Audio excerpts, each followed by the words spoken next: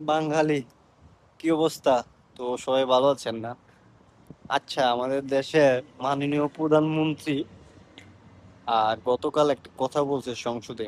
কথাটা হইলো যে উনি বলছে গত 17 বছরে আসলে দেশে কি উন্নতি হয়েছে উনি জানে না, উনি দেখেন আর কি উন্নত। তো ভালো কথা, উনি তার 2 দিন আগেই বরিশাল গিয়েছিল। তো বরিশাল উনি এয়ারে যান নাই, বরিশাল গিয়েছিলেন বাই রোডে।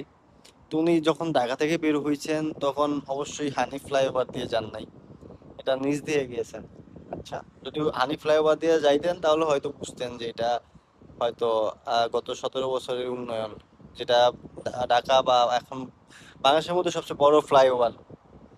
আচ্ছা, তারপরে উনি মনে হয় বরিশাল পর্যন্ত বা ফরিদপুর বাঙ্গা পর্যন্ত এক্সপ্রেস ওয়ে দিয়ে দিয়ে যান নাই।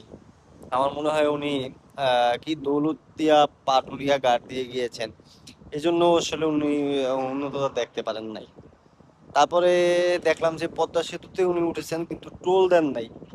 আমার মনে হয় না যে উনি পদ্মা সেতুতেও গিয়েছেন, কারণ ওনার আম্মা সদ্য বেগম খালেদা জিয়া উনি বলছিলেন যে পদ্মা সেতু থেকে উঠবেন না, এটা জোড়াতালি দিয়ে বানানো হয়েছে, এই জন্য মনে হয় উনি ভয়ে ওঠেন নাই। না হলে তো উনি 17 বছরে কি উন্নয়ন হয়েছে এটা আসলে দেখতে পারতেন। যাই হোক, আপনারা যারা 17 বছর কোনো উন্নয়ন দেখতে পারেন নাই তারা একটা করে কমেন্ট করে যাবেন।